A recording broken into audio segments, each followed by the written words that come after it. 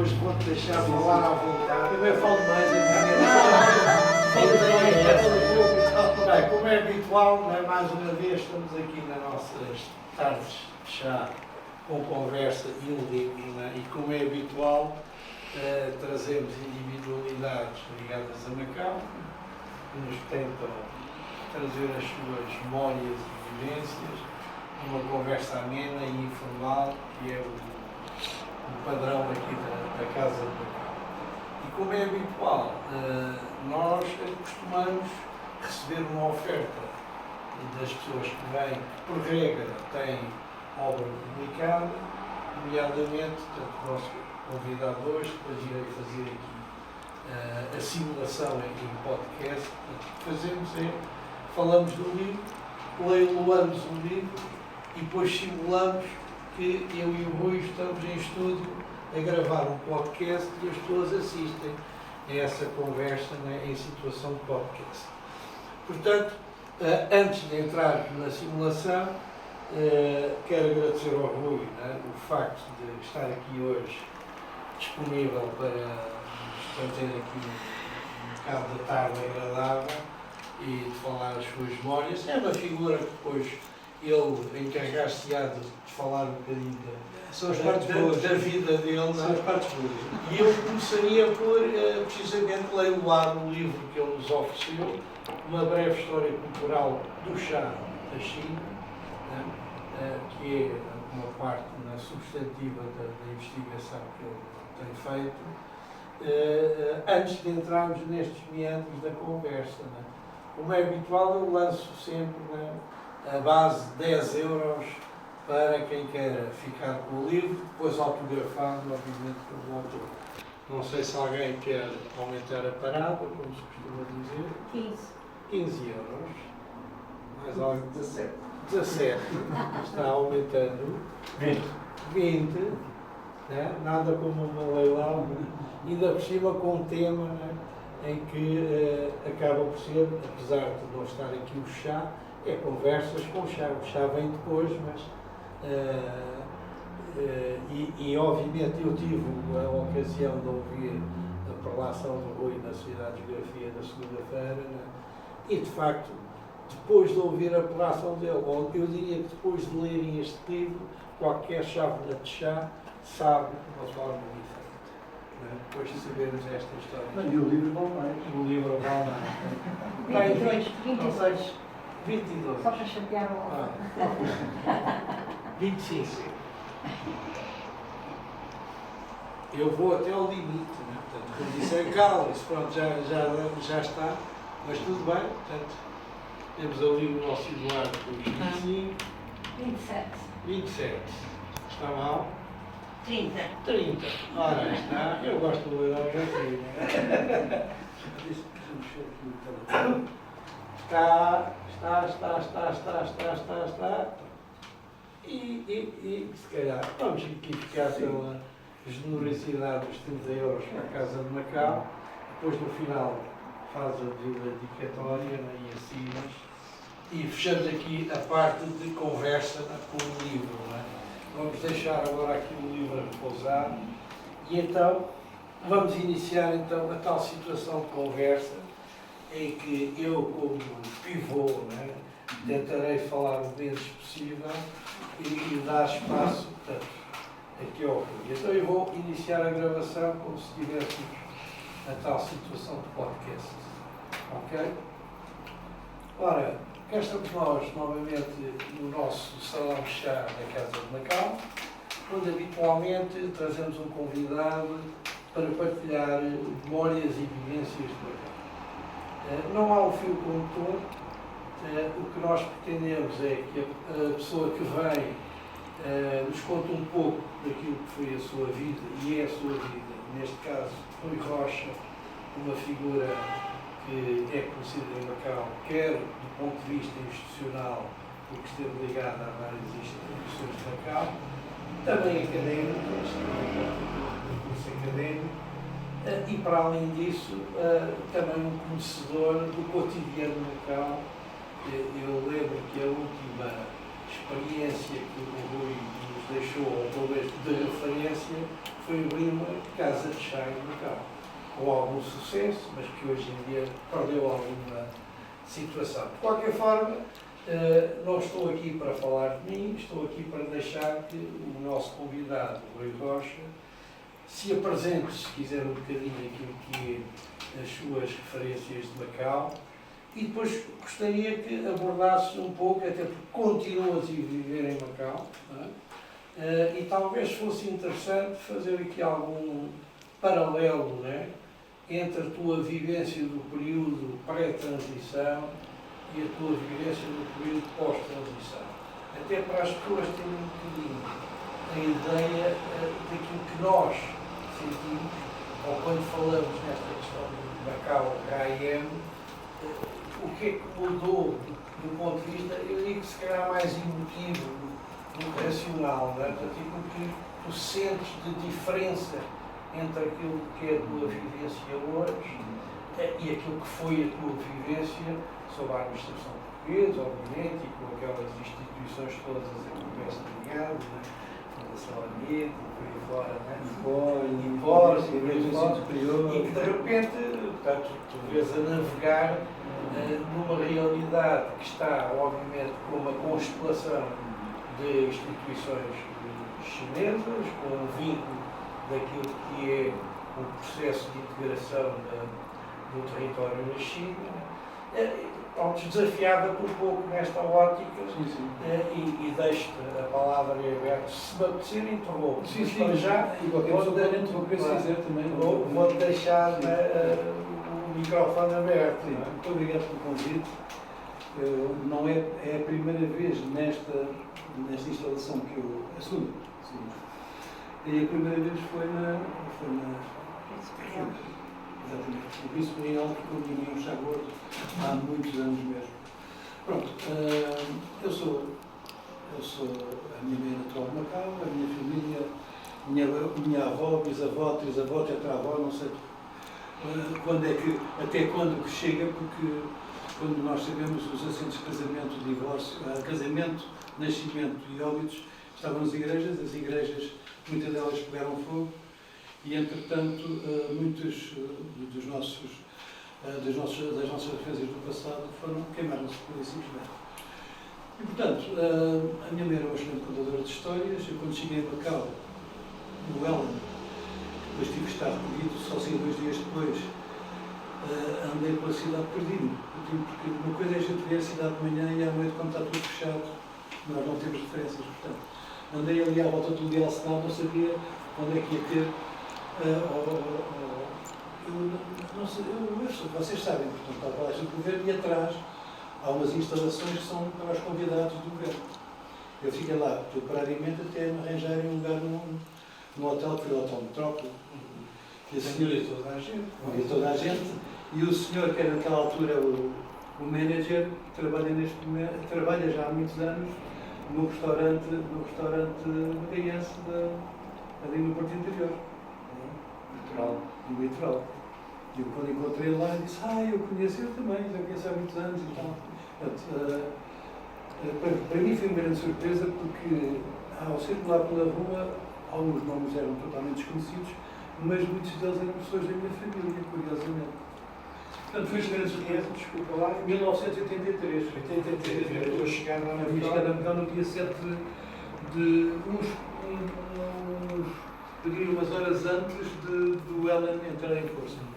Porque já estava muito quente quando eu saí do avião da Lufthansa, foi uma baforada com 100% de umidade que eu não estava nada habituado, eu quase não conseguia respirar, estava aflitíssimo. Mas o que é isto? Vem à noite, da noite de 7 para 8 foi uma coisa atandora. Bem, e porquê que eu fui para Macau? Eu sempre quis ir para Macau, houve um convite em 1980, 81, 82 e depois houve em 83. Eu fui para Macau porque a doutora Adinessa Carvalho, na altura, secretária adjunta da Administração e Justiça, conhecia-me porque eu trabalhava no Gabinete de Estudo e Planeamento da Reforma Objetiva. E ela estava numa prateleira dourada chamada Conselho Superior da Administração Pública. E como foi convidada com um governador que os macaenses conhecem perfeitamente, naquela altura, perguntou-me, a sua mãe não é de Macau? Eu disse, então você não estaria interessado em vir para Macau criar algo equivalente ao serviço à Direção-Geral da Função Pública, e depois que aglutinou também uma Direção-Geral da Organização Administrativa, e portanto, nós tivemos... e o Centro de Formação da Administração Pública. Portanto, eu fui para lá com o Júlio Nabais, que mais tarde, quando veio para cá, foi Direção-Geral da Função Pública, e nós criámos uma coisa que as pessoas não conhecem. A tabela indiciária da função pública começou em Macau. Fomos nós que criámos a tabela indiciária. É uma espécie de ovo de Colombo. Base 100, 1000. Um valor indiciário, 30, 40, agora parece que está em 90 e tal, não é? Esta hora, se eu estivesse lá a trabalhar, estava rico. Portanto, agora que está a 98, ou que é. Ou seja, quem ganha 1000 ganha 9.800 euros. Pronto, fizemos isso. Vocês transportaram essa base de cá para lá. Não, de lá para cá. De lá para cá. Lá para cá. Pronto, O Júlio Nabais trouxe para cá isso. Ok. Pronto. Entretanto, fui indigitado para chefe do Departamento de Recrutamento, Seleção e Formação Profissional, onde a minha distinta amiga trabalhámos os dois juntos. Fizemos um trabalho que eu penso foi um trabalho relativamente interessante. Porquê? Porque eu, quando cheguei a Macau, eu tinha 2 filhas na altura, e quando cheguei a Macau, fui inscrever a mais nova na Escola Primária Oficial, que era no TAPSIAC, e fui inscrever a mais velha, 10 anos, no Liceu de Macau, que é agora onde está o Banco da China, à frente da Escola Portuguesa. E perguntei quantas horas tem de chinês por semana. Não temos. Eu disse, 98% da população fala chinês e não se ensina chinês. Não. Fui ao liceu, o primeiro ciclo, também não tinham. E a partir daí disse, bem, isto não pode ser, nós não podemos interferir no sistema educativo, não nos compete a nós, mas podemos fazer algo na administração pública. E o que é que acontece? Portanto, eu comecei efetivamente a trabalhar, depois de tomar posse cá, porque eu era para ter lá ficado. Só que houve um diretor-geral com quem eu trabalhava, meteu aquilo na gaveta e não levou ao secretário de Estado para despachar. E eu, quando cá cheguei no Natal, disse, Luís, então o que é que se passa? Não queria que tu fosses. Isso não é razão. Enfim, e depois tive que vir no Natal e depois fui em Abril. E foi nessa altura que eu inscrevi as minhas filhas para o ano letivo seguinte, não é? De setembro. E fiquei muito surpreendido e disse, bem, isto não pode ser. Tínhamos apenas inicialmente a ideia de criar um centro de formação só profissional e depois eu juntei a formação linguística. Pela primeira vez houve formação para os funcionários públicos, português para chineses e chinês para portugueses. Cantonense.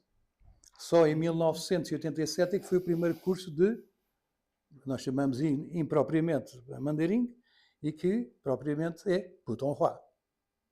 Depois, se quiser, podemos falar sobre isso, que me agrada muito, porque as pessoas não confundem muitas coisas, não quer dizer que não tenham uma grande similitude. Mas o putonghua é uma língua artificial criada em 1955, não é o mandarim. Porque, por exemplo, eu lembro-me quando estava mandarim com o professor Shenguian, fomos uma vez em serviço e ele começou-me a falar Beijinghua. Burdao, não é Burdao, é Burdao. Senhor professor, você está a falar, isso não é putonghua. Oxi Beijingran. Eu sou um professor de Pequim.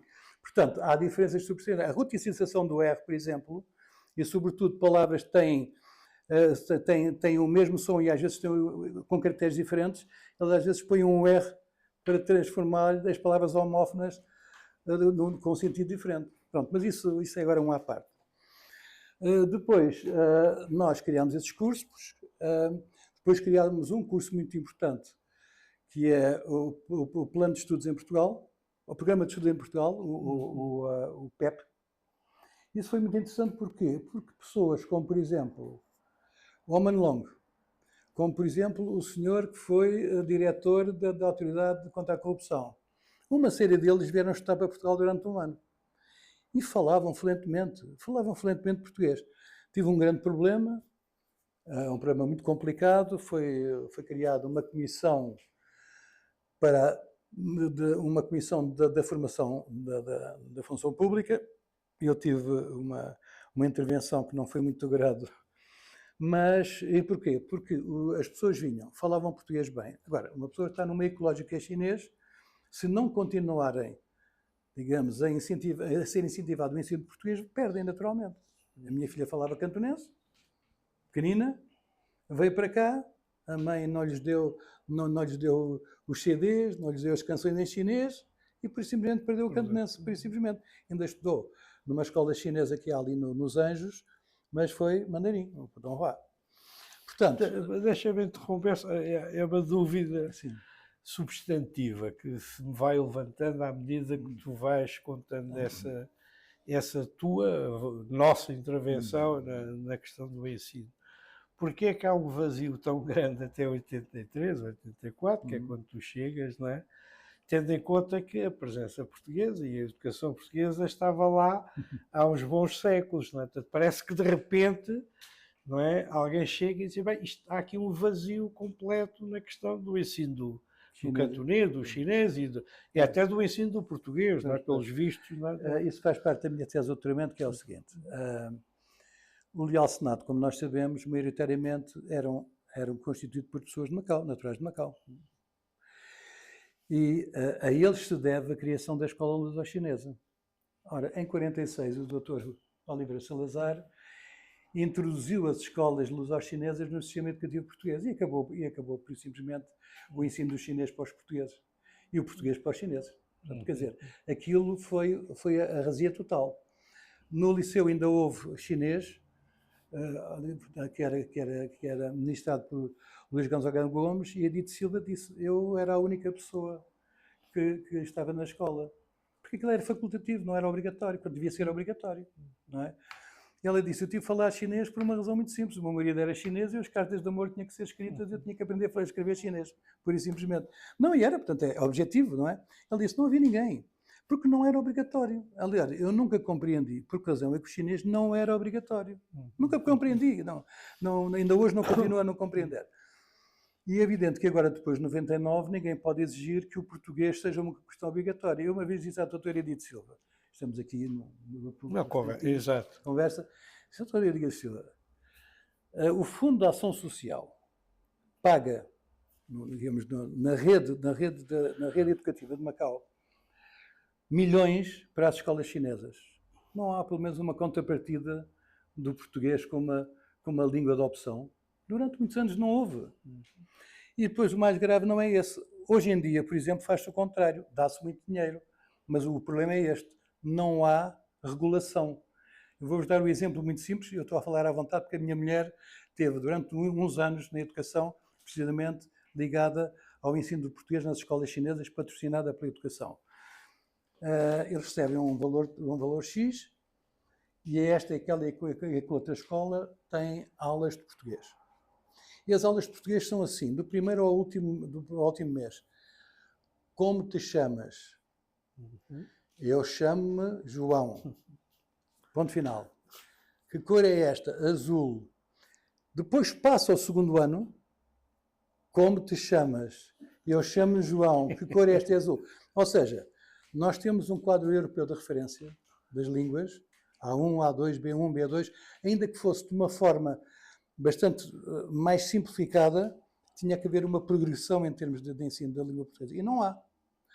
Portanto, aquilo é mais para português ver do que propriamente a questão do português. Agora, fizeram coisas interessantes. As escolas de Zanguanino, as línguas oficiais são 3. É o Putonghua, não é o cantonense, é o mandarim, é o português e é o inglês. E a verdade é que os alunos saem a falar, curiosamente, mesmo sejam portugueses, saem a falar Putonghua e saem a falar cantonense porque as pessoas que estão a trabalhar lá chinesas só falam cantonense, não falam mandarim. Portanto, aquilo é extremamente interessante. Portanto, esse foi um passo positivo. Neste momento, já há muitos alunos que estão nas escolas luso-chinesas portugueses que falam. Não são muitos. E depois já está a acontecer um fenómeno perfeitamente contrário. É a escola portuguesa de Macau, mais de 50% dos alunos são alunos chineses. Já não são alunos portugueses. Atualmente. De antes chegaram a ter 14 nacionalidades, não é? Porque eram indivíduos que vinham de Angola, de Moçambique, do Brasil, vinham de Cabo Verde, vinham, sei lá, de Camboja, etc. Estavam lá E eles iam para a escola portuguesa por uma razão muito simples. Como eu dei lá dar aulas de kendo e de karatê, eu perguntava, mas por razão é que eu dava aulas de kendo ao sábado? E eu dizia assim, mas eu conhecia as pessoas. Eu disse, mas por que razão é que saíram da escola Puicheng, por exemplo, para vir para aqui? Isso é muito simples, porque o meu filho entra às 8, sai às 5 da tarde e depois vai para aprender, continuar a aprender, ter explicações até às 6 da tarde. O meu filho não brinca, só estuda. Na escola portuguesa não. Há hipóteses de haver um certo equilíbrio entre o estudo e a parte lúdica. Pronto, isto é o que está... Portanto, eu fiquei muito surpreendido com a história da língua portuguesa e, em função disso, eu e os meus colegas, a Ana, criámos esse curso abrangente para os chineses que trabalhavam na administração pública. Depois, mais tarde, em 1990, foi a questão do Pudong Hua, da língua oficial.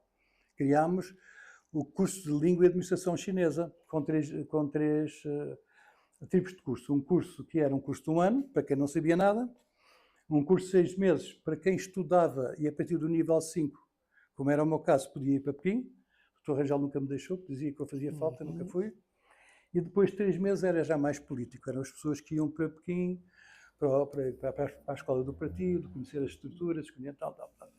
Isso correu relativamente bem. Chegámos a 99 e a maior parte dos dirigentes chineses falavam fluentemente a língua nacional. E agora vou parar por aqui. Não, eu desviava-te para outro lado. Né?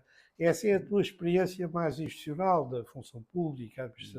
Como é que depois apareces na academia, na parte académica? É fácil, é muito fácil, por uma razão simples. Eu comecei a dar aulas a convite do diretor-geral, que era o meu diretor-geral na altura, na 24 de julho, naquela altura chamava-se Serviço Central Pessoal, que tinha a parte de regulamento de seleção e formação e depois tinha o quadro-geral de adidos. Depois passou-se a chamar Centro de Formação da Administração Pública, mas continuava a ter regulamento de seleção.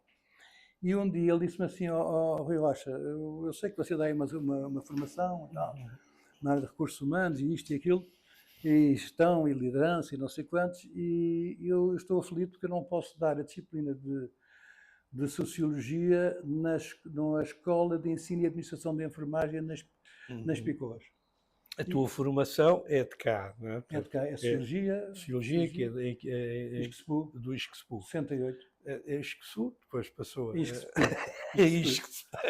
relevante. Foi uma escola fabulosa. Foi uma escola fabulosa. Eu encontrei pessoas verdadeiramente fantásticas. Uma delas, o Chantre, que foi o administrador da ITT para a América Latina, para um homem brilhante, para várias pessoas brilhantes que eu encontrei. Bem, e entretanto, eu cá, depois disto, eu continuei a dar aulas e mais tarde fui convidado para a Nova, para dar gestão de recursos humanos e como é que se chamava? Psicossociologia das organizações, ou das relações, assim. Portanto, a tua veia académica vem de cá. Vem de cá. Portanto, quando chegas lá, é que entras nos meandros. Não, exatamente, mas apesar, independentemente disso, eu aqui fartava-me de publicar. Eu sempre fui uma pessoa muito atrevida.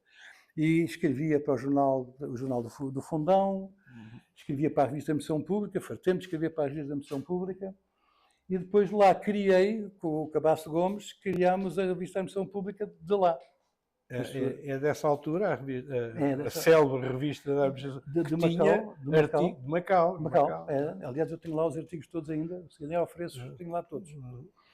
Todas as revistas de lá. E era subsidiada... Era do SAF. Do SAF. Quer dizer, eu e o Cabasso Gomes, porque ele sabia que eu tinha trabalhado lá na revista. No gabinete estudei plenamente. Ele disse, que tal fazemos aqui uma revista? Eu disse, está bem. E foi interessante. Agora, neste momento, está praticamente... A mim já me deixaram... Não, mas agora já é só no papel, já não é impresso. Além disso, há um conjunto de pessoas que a gente não sabe de onde é que vêm, que são convidados para aqui e para lá falarem sobre coisas, para que não sei, uma espécie de alquimia. Não, mas isso marcou uma década, eu lembro-me, não é? Sim, a maior parte dos artigos, não é? Sobre as questões até políticas, e até questões sobre os macaenses, não é? Apareceu com alguma regularidade nessa revista, que aglutinava os chamados académicos portugueses e os académicos Chineses. chineses. Tanto que tinham de um lado tinha a versão chinesa e do outro lado a versão portuguesa. Exato, exato. Eu escrevi, por exemplo, o primeiro artigo que eu escrevi, acho que foi em 1987, o primeiro número, sobre a questão da localização dos quadros, que era uma coisa que ninguém falava. Um tema quente. Não, mas era engraçado pelo seguinte, porque eu tive o privilégio de poder ir a Singapura e à Malásia, e a Hong Kong, claro, e estudar o que eles fizeram nos anos 50. E o que eles fizeram nos anos 50, que podíamos ter feito lá, e se tivéssemos feito lá, acontecia o que aconteceu em Singapura. O Lee Kuan Yew ganha em 55, andou a dar volta pelos sítios todos e começou a ver indivíduos que não sabiam nada, que estavam sentados em grandes cadeiras. E há um discurso dele famoso no Housing Department que diz: eu quero, neste país, eu quero grandes homens em grandes cadeiras, não quero ratos, migas em grandes cadeiras. O Lee Kuan Yew era um tipo desabagado, dizia o que lhe apetecia. O que é que ele fez? Chamou os técnicos que tinham sido corridos, era chamada a caça ao homem branco, e foi buscá-los à Inglaterra, na área do planeamento, na área das finanças, na área disto e daquilo e daquele outro. E fez contratos a 7, 8 anos. Não é? E, portanto, eu apresentei isto tudo, apresentei um relatório que depois foi publicado, foi prometido na gaveta pelo secretário adjunto, e eu, por acaso, fiquei muito encavacado, porque, quando publiquei na revista, o Rocha Diniz escreve um artigo que diz assim: era muito bom que o seu secretário adjunto lesse este texto, que é um texto muito, muito pedagógico, que era o meu secretário adjunto, simplesmente. Eu esperei 2, 3 anos. Aquilo não foi consignado, e aquilo era muito simples, era quem era competente é que ficava, não interessava a cor dos olhos, nem se era de português, se era chinês, se era francês ou inglês. Porque em Singapura ainda há, dos 70 mil pessoas, ainda há 7 mil pessoas que são estrangeiros que estão lá a trabalhar. Portanto, era a mesma coisa. O que acontece é que a localização dos quadros levou a um caminho diferente, que foi as amizades, aquele que é amigo, não sei o quê, entrou e tal, e as localizações foram feitas muito a martelo, que não foi feitas, porque se não fosse assim, muitos portugueses tinham lá ficado. Eu elaborei o Estatuto do Consultor em 1990. E em 1991 entreguei ao Dr. Rangel. O Dr. Rangel entregou ao Sr. Governador, e o Sr. Governador disse há muito tempo, quando entregou em 96, o Grupo de Ligação, eu pertencia ao Grupo de Ligação de 90 a 94, já não estava lá, e os chineses disseram assim: 96, 2 anos do fim, consultor, já não é necessário. O que é que dizia o Estatuto de Consultor? Dizia que quando nós, sim senhora, pode ser um dirigente chinês, mas o gabinete de sombra é o indivíduo competente que esteve cá durante anos e que montou este serviço, ou a pessoa qualificada. Portanto, isso perdeu-se um bocado. E a gente vê, eu não digo isto com grande gáudio, antes pelo contrário, há gente muito boa a trabalhar, mas há pessoas que a gente vê claramente que não teve aquilo que era exigido, que era, primeiro, um background científico, depois a experiência profissional, e depois alguma tarimba com pessoas que são sabedoras daquilo e que pudessem acompanhar. E há pessoas que, em serviços que eu não sei porque é que foram digitados, eu sei, mas isso também há aqui, está em todo lado. Mas foi pena, porque naquela altura era possível criar uma espécie de Singapura. Aliás, Singapura está sempre no instituído na cabeça. Era um modelo que teve muito... todos, da China, inclusivamente, da China e de Macau. Eu devo confessar, não sei quantas delegações foram a Singapura. E eu não sei o que é que eles aprenderam lá. O que é certo é que não foi vertido para Macau. Essa foi a grande pena. Não é? Mas foi um debate muito aceso na altura. Qual é que era o modelo que iria se ingrar em Macau, não é? Sim, agora vou... Mas estás-te a desviar da tua... como é que vais para as universidades de Macau? Sim, as universidades de Macau foi o seguinte, é engraçado porque eu tenho a impressão que a primeira vez que dei aulas foi no IPM.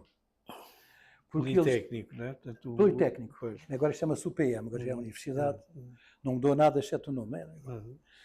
E foi numa altura em que estavam com grandes problemas de professores e era necessário administrar uma disciplina que se chamava... Quer dizer, eles criaram a disciplina, mas não tinham professor. que se chamava Organização Política e Administrativa de Macau e da China. Ora bem, eu era uma pessoa que tinha dado teoria já à administração pública, portanto era uma área que eu dominava, e convidaram-me. E foi um trabalho muito interessante. Foi no segundo ano, uma disciplina no segundo ano, na Escola Superior de Línguas e Administração, e tive durante alguns anos a fazer isso. Entretanto, também, talvez porque as pessoas soubessem, convidaram-me também a dar uma aula na Escola Superior das Forças de Segurança sobre teoria geral da administração pública.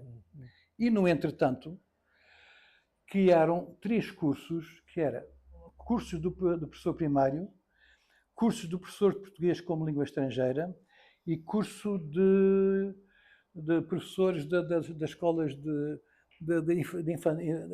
infantil. E eu, como estava na altura a coordenar o ensino superior, reuni-me com o IPM, com a Universidade de Macau, e delineámos o programa para estes cursos. E eu fiz uma coisa. Eu disse, agora nós vamos introduzir uma disciplina. Eu não quis chamar a educação para a interculturalidade, mas chamei a educação para a multiculturalidade. Os estudos interculturais são dos finais dos anos 80, grandes movimentos. E eu sempre me interessou por isso. O primeiro livro que eu comprei foi em Inglaterra, em 1986, de passagem, que se chamava O Currículo Multicultural, do Lynch, achava muita piada. E eles depois, como sabia, eu tinha aliás, escrevi um artigo que era um gestor cultural, como é que era? Um gestor cultural numa comunidade, numa empresa multicultural. Isso foi publicado há muitos anos, em 95, 96, já não me lembro. E foi uma coisa também que ninguém tinha falado nisso. E quando elaborámos os currículos, essa disciplina foi incluída. Mas longe de mim pensar que me iam convidar, até porque eu tinha tantas coisas para fazer na vida. Não tinham ninguém. Disseram assim, o Rui Rocha importa-se Cesar. E dei durante 2 anos. E a partir daí continuei a dar. Deixei de dar quando? Deixei de dar quando fui para a Fundação Oriente em 2000. Porque, enfim, a Fundação Oriente, os senhores sabem, às vezes há uns pruridos quanto à Fundação Oriente, uns com razão, outros sem razão, e eu fui praticamente esquecido. No entanto, depois, mais tarde, começaram-me a convidar para universidades chinesas.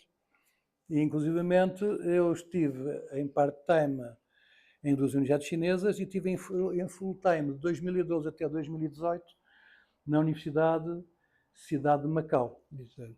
E depois em part-time quando saí, quando me aposentei, quando fiz 70 anos, que eu sou um rapaz ainda jovem, em 2018, e dei aulas na MUST, que é a Universidade da Ciência e Tecnologia de Macau. Dei também na São José, que é católica, e ainda dei no IPM. Mas a tua temática passou a ser mais a questão intercultural do que a organização. Sim, a parte da administração pública, isso eliminei. Essa já estava arrumada. Já estava arrumada. Eu gosto de passar para...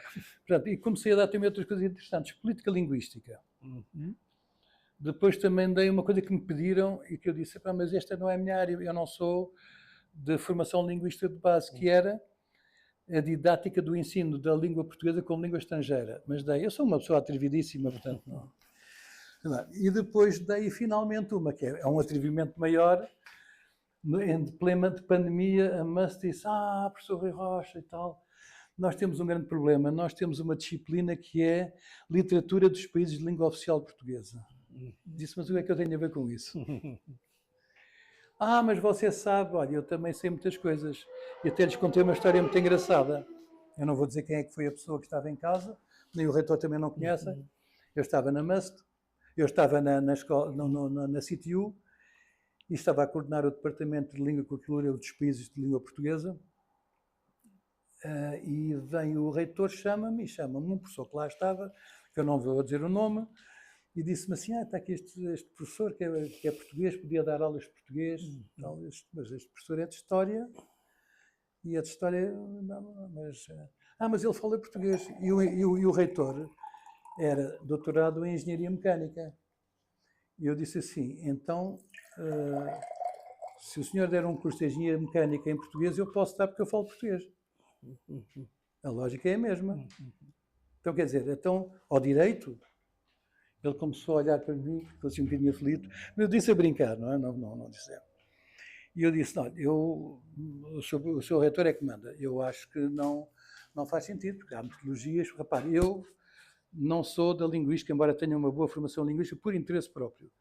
Mas eu discuto com os meus colegas, obviamente, mas eu seria incapaz de me propor a mim dar uma aula de língua portuguesa. Tive que dar.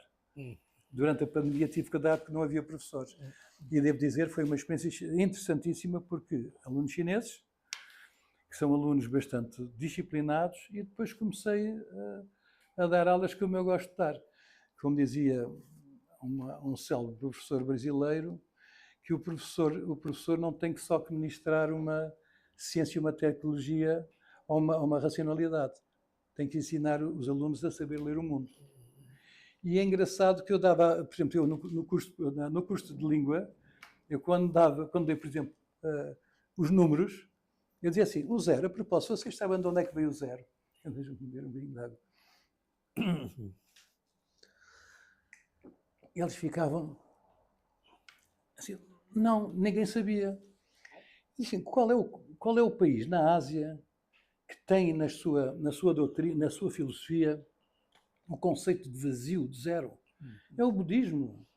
Nagarjuna, do século III, fez uma grande análise do Prajnaparamita de Hidayasutta, que é o conceito de vazio, o conceito de zero. Só num país em que tinha o conceito, até dei o exemplo muito simples, que eles ficaram maravilhados, todos chineses. Este copo agora está meio cheio ou está meio vazio, nunca se sabe bem, não é? Mas se estivesse vazio, eu pergunto, o que é importante neste copo? Isto é um pensamento claramente budista. E as pessoas dizem, é forma. Não, o que é importante é aquilo que não existe. Porque se existisse isto, a gente não podia meter cá nada dentro. É o vazio. Eles ficaram maravilhados com aquilo. Porque, reparem, o zero não vale nada, mas se puseres um 1, são 10. Se puseres 2 zeros, são 100. Se puseres 3 zeros, são 1000. Portanto, vejam a importância que tem este conceito para a gente perceber de onde é que veio o zero. Bem, daí por diante. Depois, agora uma coisa com piada. Eles, no exame final, todos eles acertaram nos números. Não foi por causa do zero. Sabem porque é que foi? Eu fiz fichas de bingo. E depois dizia, número 12. Quem ganhava a bolinha, quem ganhava o cartão. Olha, nunca mais esqueceram, através dos cartões do bingo, os números. Os números aí não falhavam. Podiam ter falhado nas concordâncias, do masculino e do feminino e tal, do plural e singular.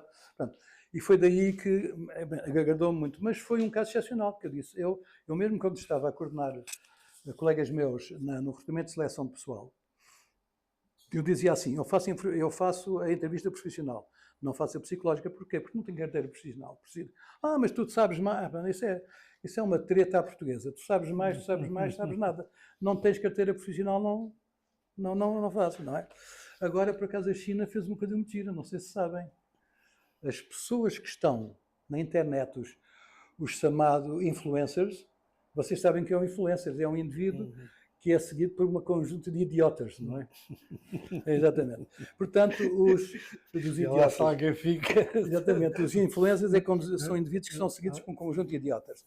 E agora a República da China fez o seguinte, disse, se o senhor está a falar sobre saúde, você tem que ter uma certificação de médico, senão não pode falar de saúde, ou médico em enfermagem. Se está a falar sobre economia, você não fala barato.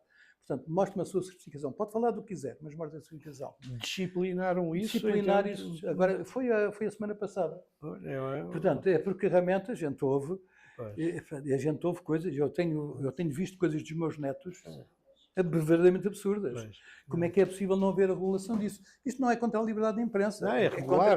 Contra a credibilidade e, sobretudo, o conhecimento. Quer dizer, nós não podemos andar aqui a brincar com as cabeças das pessoas, não é? E para ser influencer vão influenciar. Claro. Aliás, eu vou-vos contar isto para que não resisto. Eu tenho um neto meu, neste momento acho que tem 15 anos, e estava a ver um idiota. Ele era influencer, mas também era idiota. E estava a dizer assim, mas para dizer o nome dele, vocês não conhecem. Eu disse, Miguel, estás a ver este tipo é um idiota. Pá. Avô, não diga isso, É. não digas isso. Ele tem 2 milhões pá, de seguidores. E quando chegou aos 2 milhões, abraçou-se a si próprio. Pá. Disse assim, pá, olha, eu vou dizer à tua mãe, tu vais ali para o hospital do Júlio de Matos, que isso não é saudável da tua cabeça. Abraçou-se a si próprio. Mas que disparate é esse? Reparem como é que está a juventude a seguir estes idiotas de seguidores, não é? Mas é assim. Não, mas agora só, isto, a conversa iria por aí fora, né? Eu vou fazer aqui alguma gestão de tempo, pelo menos a nível daquilo É para que é uma chatice, que é o podcast. Eu entro né? por vários sítios e depois perco. Mas há aqui dois assuntos que eu não queria deixar de fora, antes, pelo menos de fecharmos aqui a nossa conversa, vá lá, integrada, né? Uma tem a ver com a questão da interculturalidade, pronto, que é um tema que tu tens abraçado. Mas tu tens debruçado pouco sobre a questão dos macaenses, ou é erro meu esta, porque eu, como tu sabes, é uma área que eu gostava de te ouvir sobre porque é que entrando nesse tema... Vamos entrar nesse tema, exato, que entro sempre com pezinhos de lã. E convém. Pezinhos de lã. É o seguinte, eu escrevi um artigo, que foi um artigo que foi bem acolhido no primeiro encontro dos macaenses, que foi publicado na revista Macau. E que o artigo foi muito bem acolhido porque eu dizia que as pessoas confundiam... várias coisas que eu falei. Primeiro, digamos, os construtores de Macau foram portugueses e chineses, sobretudo portugueses de Macau e sobretudo interpretadores. Isso não sei o seu que digo, diz a história. Diz a história e diz como é que ela chama? A mulher do Beltrão Coelho, sim, a Cília. A Cília disse, mas isso é verdade. E depois aqui, e até disse uma coisa naquele artigo, muito as pessoas falam não sei o que do macaense, e eu disse o seguinte, do português do macaense, eu disse o seguinte, hoje em dia a língua portuguesa tem condónimos, não tem um dono da língua, e aquilo que o macaense fala do português é importante que eles se entendam entre eles, como o angolano se entendam entre eles e o moçambicano se entendam entre eles e tal. Isso não é relevante. Agora, é importante, isso é a grande confusão que fazem, é que o interpretador seja proficiente em português e em chinês. Isso é que é importante. Porque eu posso estar a falar com uma pessoa de Trás-os-Montes, olha, eu vou-vos dizer isso, eu trabalhei muitos anos no Ministério do Trabalho, no Gabinete de Estudos Profissionais, e uma das minhas funções era fazer o levantamento das profissões por várias razões, por razões institucionais, porque nós tínhamos que ter uma classificação nacional de profissões, e porque a Organização Internacional do Trabalho obrigava que todos os governos tivessem o elenco de todas as profissões que existiam no país, e eu fiz várias. Eu estive no setor alimentar e bebidas, depois metalomecânica, os outros estavam, por exemplo, estavam nos vidreiros, outros estavam, enfim, não interessa. E quando fui aos Açores, São Miguel, levantar as profissões do açúcar e do álcool, e depois levantei as profissões do chá. Na Ensinaga havia do álcool, havia um equipamento com 5 colunas, destilação, etc. Eu devo-lhes dizer que tive seguramente 19, 20 minutos a ouvir um português como eu a falar uma língua, em língua portuguesa, que eu não percebi nada. Nada, mas mesmo nada. Nada. Entretanto, o engenheiro, que era de lá e que tinha-se formado cá no técnico, disse ao senhor engenheiro, não me leva mal, mas eu, a testemunha de característica, eu não percebi nada. E ele depois lá me teve a explicar. O que é que isto significa? Há condóminos da língua, não há patrões da língua hoje em dia, nem nunca houve. Portanto, essa foi uma questão que eu relevei importante. E outra questão que eu relevei importante é a importância que o macaense tem. Eu agora não vou falar de patuá, eu tenho-me escusado a falar de patuá porque a questão que eu acho mais relevante, e eu dei o apoio a uma tese de mestrado muito boa, de uma menina natural de Macau, do meio de Macau, da Lídia Santos, que era o code switching do macaense. E eu estudei muito o code switching, o code mítico, porque eu gostei muito de sociolinguística, e eu digo isto porquê? Aquilo que é característica em termos de linguística do macaense é português, chinês, inglês. E às vezes há macaenses que falam muito melhor inglês do que falam português ou chinês. E eu perguntei à irmã do Dr. Álvaro, que diz assim, ela disse assim, mas é engraçado, porque é que... Eu já tinha lido algumas coisas interessantes sobre isso e ela disse, é muito simples. Nós pedíamos as coisas todas de Hong Kong que vinham com as instruções em inglês. Nós tínhamos que saber inglês. Era comprar uma marca frigorífica, etc. E, além disso, é outra questão que é importante. Nos anos 60 começa a haver a televisão de Hong Kong. A ATV, a Pearl, etc. E havia o chinês e havia o inglês. Eu, quando cheguei a Macau em 83, havia televisões por todo lado, mas não havia nenhuma cadeia de televisão em português. O macaense aprendia naturalmente o inglês. E mais do que isso. O que não seria possível a criação do Hong Kong Shanghai Bank se não houvesse macaenses. Eles vieram todos a Macau buscar. Porquê? Porque eles sabiam falar chinês e falar inglês. Lá é aquela uma terra de pescadores, como Macau foi. Portanto, o inglês e, portanto, o code mixing, code switching era muito engraçado. Eu estava a falar com uma amiga minha, tinha acabado de chegar, e ela, naquela altura havia papel selado, e ela dizia, Yachong, papel selado. Quer dizer, o code mixing, o Yachong, o classificador, papel selado português. Porquê? Quando uma pessoa muda de uma língua para outra, significa que é mais confortável falar em papel selado, porque é uma coisa que ela dominava, e que em chinês não fazia grande sentido. O Yachong é o classificador, não é? Coisa de papel. E, portanto, quando a Lídia que trabalhou connosco, lembras-te da Lídia? Não, isso é outra. Esta é a Lídia Santos. A Lídia Santos, eu soube que ela tinha feito um mestrado no code switching, e eu um dia telefonei-lhe e disse assim, Lídia, vai fazer uma mestrado, temos que publicar isso. E eu devo dizer que isto foi talvez 2006, 2007 e foi publicado em 2022, por aí. Porquê? Porque o Beltrão Coelho foi-se embora e disse, fica aqui a tomar conta da Associação dos Amigos do Livro de Macau. E a primeira obra que nós publicamos com apoio foi, digamos, os códigos linguísticos do macaense, o português e o chinês, o code switching.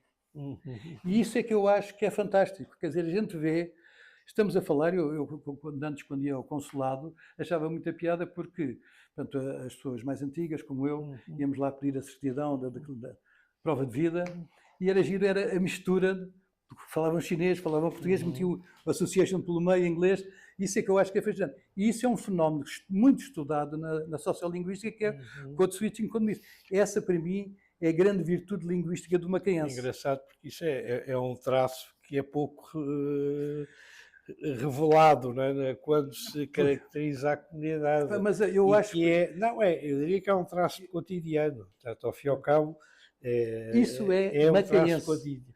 E ninguém ligava à boia. E eu disse ao Lídia, aliás, antes dela da tese, Lídia, a sua tese vai ser essa. Você fala chinês, você lê chinês, você é mãe chinesa, pai português, faça isso. E ela fez um trabalho exemplar. Eu vou mandar 2 ou 3 exemplares para aqui. Tem uma parte que é uma parte muito, eu diria que são muitos exemplos que só quem sabe cantonense é que vai perceber aquela ligação. Ela teve com as amigas e disse, olha, vou fazer isto, e vocês falam à vontade. Teve dezenas de almoços e jantares, e depois ela gravou aquilo até naturalmente, porque as pessoas faziam um code mixing naturalmente, não é? Engraçado. Não, é uma marca do modo de vida, não é? Ao fim e ao cabo, exatamente, é uma marca reparem bem, uma pessoa nasce num prédio de, sei lá, 15 andares. 90% são pessoas chinesas. Então, não é? E, portanto, e depois fala naturalmente. Aliás, é a língua da rua, é a língua do mercado, é a língua da família e é a língua dos vizinhos. E eu sempre achei, aliás, ontem estávamos a falar, o meu projeto para a escola portuguesa era, do 1º ao 7º ano, cantonense, língua regional. Depois, putonghua, do 7º ao 12º. Porque é lógico, porque, aliás, não sei se vocês sabem, em 2010, está na minha tese, em 2010, caíram na asneira, em Cantão, na previsão de Cantão, terem eliminado o cantonense do Hong Kong TV, Guangzhou TV, e vieram cerca de 3 ou 4 milhões de pessoas para a rua, e eu tenho o cartaz, que apanhei o cartaz, que tenho aqui, para cada tatai, que dizia, os cidadãos de Cantão falam cantonense. Se não falas nem entendes, volta para a tua terra natal. E era um cartaz da Revolução Cultural, que eles utilizaram aquilo com os tipos de braço no ar, e até depois posso mostrar. É engraçado, portanto, E nisso, a China é muito cautelosa. E eu acho que há um aspecto muito negativo, que é o seguinte: a Constituição da República da China, no artigo 4º, artigo 19, dizia o seguinte: toda a gente tem direito à língua do Estado, que é o Putonghua. Mas depois, no 19, diz: toda a gente tem direito às línguas das minorias étnicas. E uma vez, Aliás, isso está consagrado, não é? está consagrado. Ou seja, a questão do regionalismo não passa ao lado. Não pode passar ao lado, porque óbvio. vocês vejam lá o que é que são 55 minorias étnicas, Exato. mais 9 línguas chinesas, 8 línguas chinesas. A Cantão pode ser um país. O Fujian pode ser um país. Sichuan pode ser um país. Oh, doutora. É minha amiga, professora da... É pena, está a chegar quase no fim desta conversa, não é? Mas para já, e só para nós fecharmos este ciclo, pelo menos de podcast, não é? Não queria deixar que tu referenciasses a tua paixão pelo chá. Já agora, sim. É qualquer coisa que depois também, né, sim. acompanhas nós podíamos estar aqui uma semana a falar, com é. 41 anos, Claro, 42 anos, é. quer dizer, além de eu falar muito, depois também ajuda.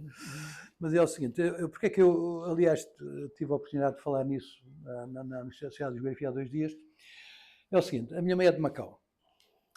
A minha família, a Olga Mota e outros familiares que existiam na altura, ou amigos, a Atibates, por exemplo, era muito amiga da minha mãe, a Maria Pessolo, portanto, mandavam chá para a minha mãe. Longzheng, a Tiguniam, também o Polei, não é? Mandarim, em cantonês, mandarim. E eu, quando cheguei a Macau, lá estive naquela residência oficial e depois fui para o Hotel Metrópole. E, por grande surpresa minha, no pequeno almoço, o que é que me deram para o chá que eu pedi chá? Deram-me Tet Li Ti. E eu perguntei ao senhor, mas isto é Império Chinês ou é Império Inglês? Olha, vocês não têm Qingcha?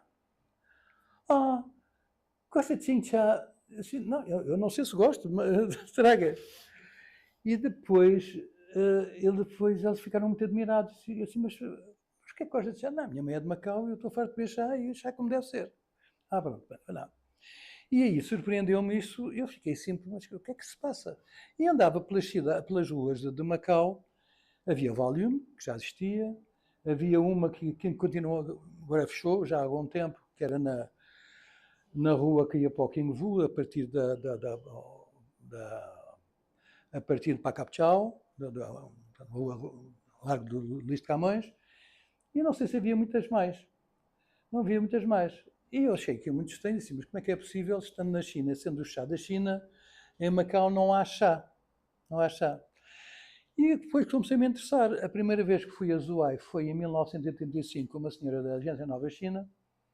Por uma razão simples, porque o doutor António Vitorino, que eu acho que foi a melhor pessoa que passou por lá na área da administração pública, era um indivíduo que tinha muitas ligações com a Agência Nova China e nada que ele pensasse e fizesse, não negociava com a China, ou pelo menos queria ser auscultar a opinião. Naquela altura era a Agência Nova China e a Namcom que mandava naquilo. Outra associação comercial não muito. E pronto, e eu ia sempre a essas conversas.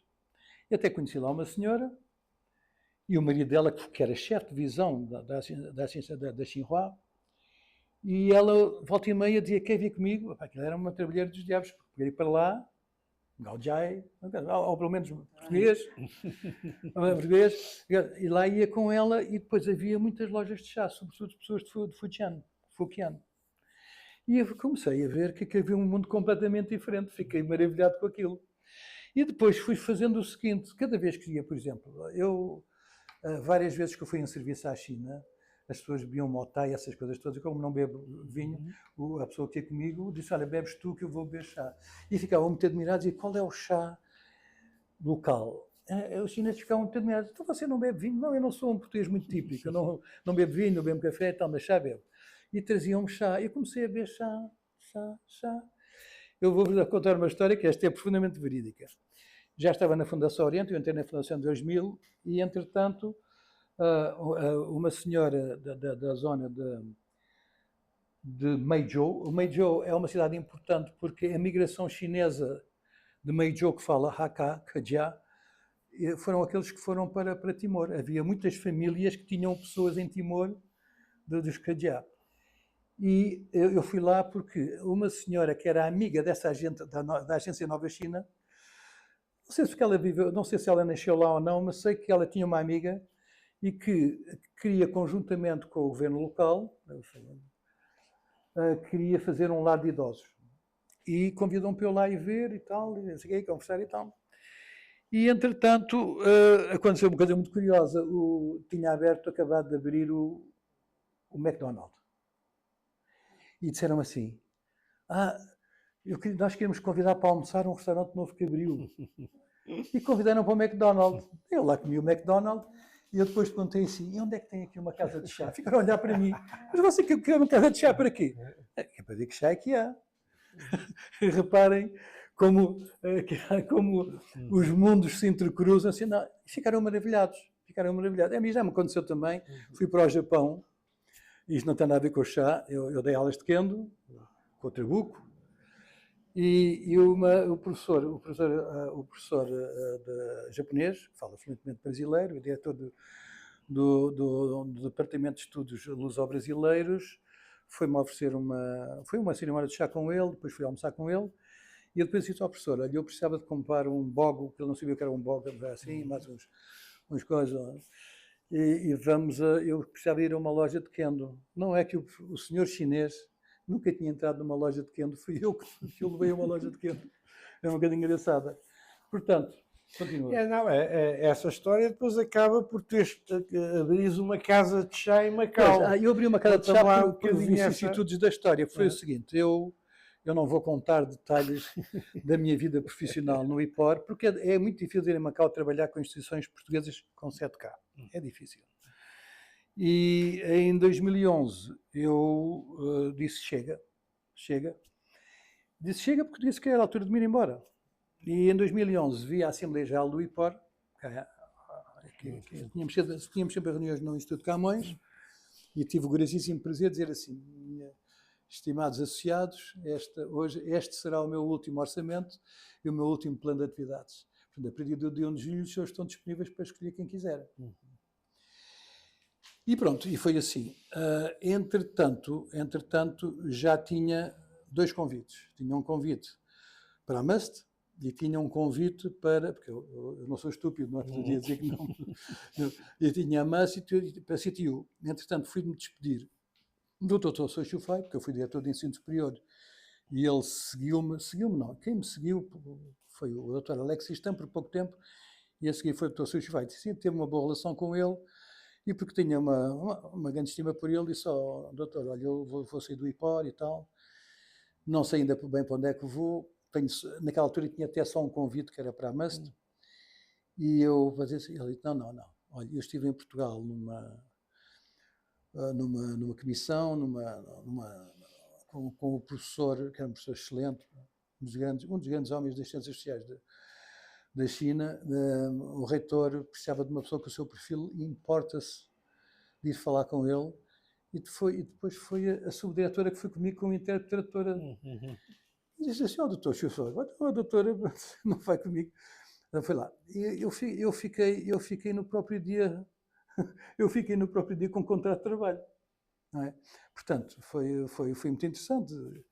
E gostei muito daquilo que fiz, só que não havia condições para continuar a trabalhar, porque o problema é que Macau é muito bom, mas é para aquilo que serve. Para o que não serve é cortar. E a gente não pode estar a cortar salários indefinidamente às pessoas.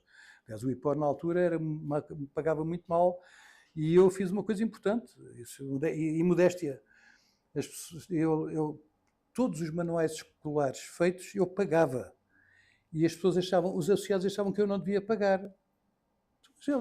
Os manuais escolares são dos professores, eu não pago direitos de autor. Eu posso fazer uma coisa, ou eu pago os direitos de autor, ou então compro, e fica propriedade do IPOR.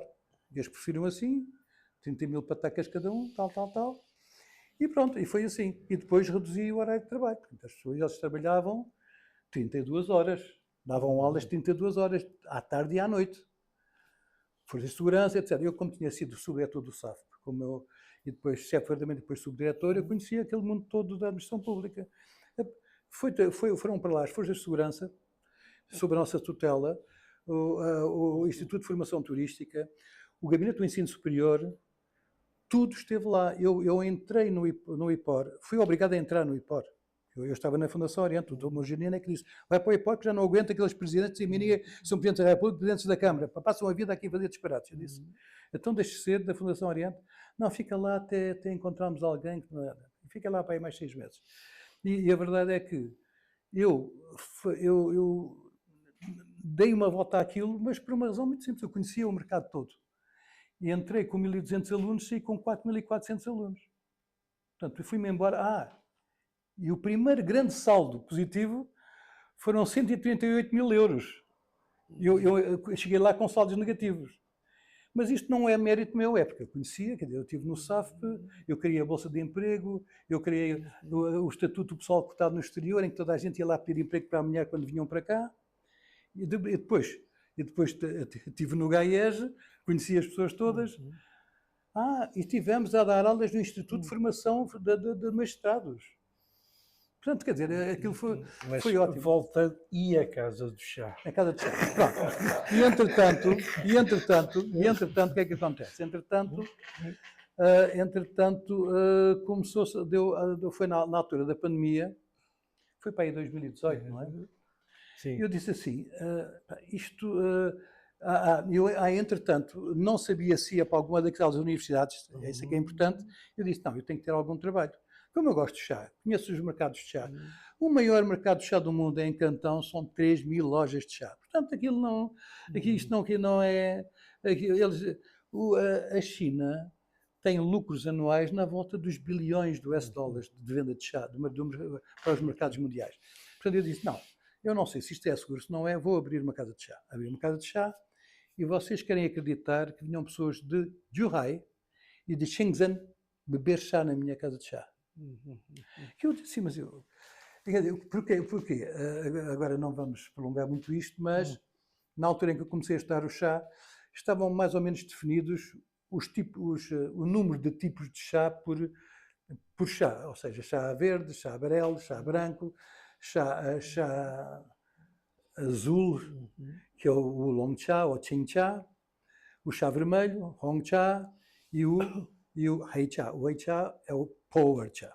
Nós dizemos chá preto, quando olhamos para a folha, os chineses olham para o líquido, que é chá vermelho, e depois o preto, que é o mesmo preto, que é o... E, portanto, acontece que eu escolhia os melhores. Escolhia poucos, portanto, havia naquela altura 315 chás verdes, agora não sei quantos é que é, não faço a mínima ideia, não é? Não, 135 chás verdes. Eu só tinha 12 à venda, que eram os melhores. Portanto, as pessoas chegavam lá e diziam, mas que engraçado, você tem aqui o Longjing que tem grande qualidade. Eu disse, tem grande qualidade e não é caro, porque se fosse comprado aqui custava 4 vezes mais. Eu ia ao mercado do chá e trazia, e não fazia preços especulativos, nunca foi. Se eu fosse para a especulação, estava a gerir uma empresa hoje em dia. Não. Mas aquilo fecha porque abandonas ou... Não, eu fecho pelo seguinte, eu fecho por duas razões. Começou-se a falar da pandemia. Eu também só ganhava de lucro, aquilo era mais um investimento, era 1.000 patacas por mês. E eu disse, e depois vendia ovos moles e vendia doces conventuais. Os chineses iam lá e diziam, mas que engraçado, há quem dizem que os chineses não gostavam de doces, não gostavam não. Iam comprar caixinhas de ovos moles e tudo isso. E era um trabalho dos diabos. Eu falava com Aveiro, depois tinha que ir... Eles já me conheciam, felizmente, no terminal de descarga. Eles já deixávamos lá meter naquilo mesmo junto ao sítio. Pronto, aquilo foi muito agradável.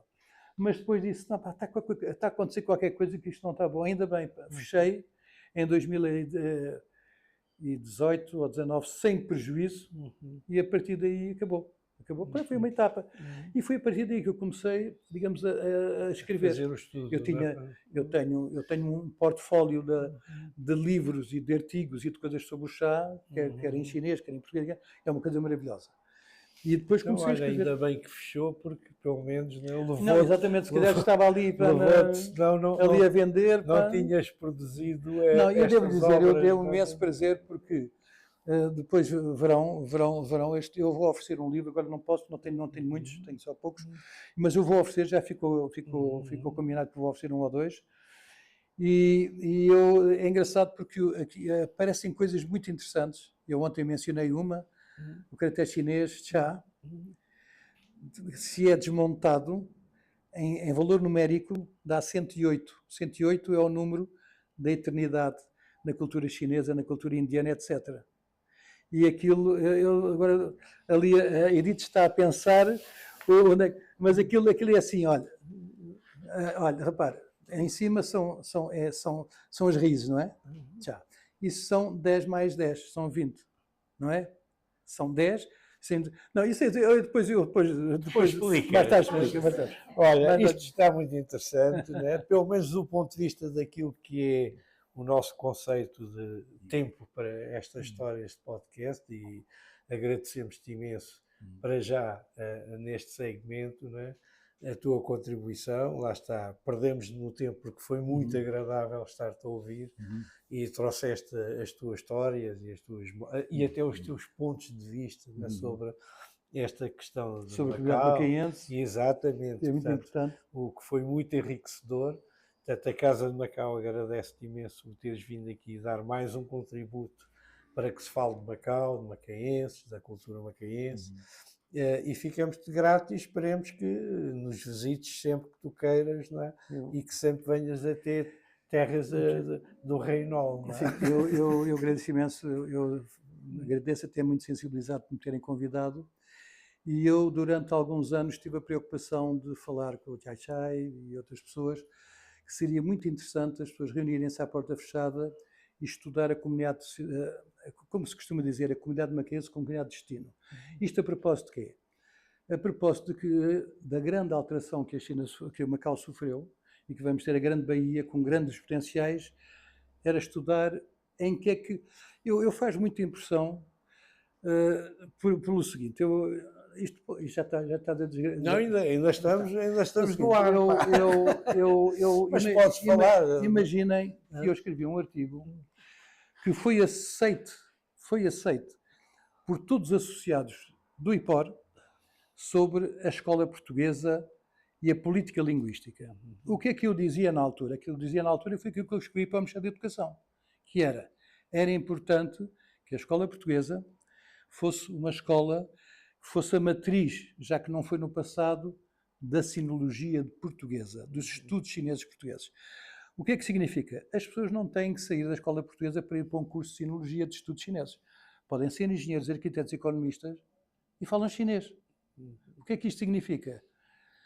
Significa que há um projeto de arquitetura, há um projeto de engenharia, há um projeto de mecânica e há uma empresa portuguesa que faz um joint venture com uma empresa chinesa e tem um engenheiro que fala chinês. Vocês já viram a mais-valia que era uma pessoa poder falar. E foi por isso que eu disse, era importante que houvesse duas vertentes. A vertente ocidental, com paralelismo pedagógico a Portugal, e a vertente oriental, ainda com muitas convergências com o currículo português, tivesse a vertente chinesa, isto é, o ensino da língua chinesa, da cultura chinesa, da geografia chinesa, etc. Levaram aquilo como se fosse um fait divers, não fosse uma coisa muito importante. O que é que acontece? Acontece que, infelizmente, nós podíamos ter lá muito boa gente que tinha continuado e podia estar neste momento a integrar grandes projetos que há na Grande Baía e aquilo está cada vez mais rarefeito. E mais grave ainda, na administração pública não quiseram continuar a incentivar o ensino do português e o ensino do chinês. Nós temos pessoas nas finanças que não podem ir a uma reunião. Não falam catanense. Como é que vão a uma reunião se não falam? Fiquemos com as dúvidas do ar. Portanto, agradecemos-te imenso, uma salva de palmas. Mas, entretanto, podes desligar. Acho que cumpriste perfeitamente, né? Com aquilo que se pretendia. Eu convido as pessoas a falarem e... Eu costumo dizer que as perguntas não são inconvenientes, as respostas é que podem ser. Portanto, podem fazer as perguntas que quiserem. Não, mas tenho uma questão, já tocou nesse assunto, que tinha a ver com a tradução e com as línguas que se falavam em Macau, etc. Nunca houve uma língua franca em Macau. Ou seja, havia traduções entre as várias línguas das várias comunidades. Era o inglês para todos os efeitos. É. Mas mesmo antes dos ingleses tinham um pouco. Não, isso era o português até o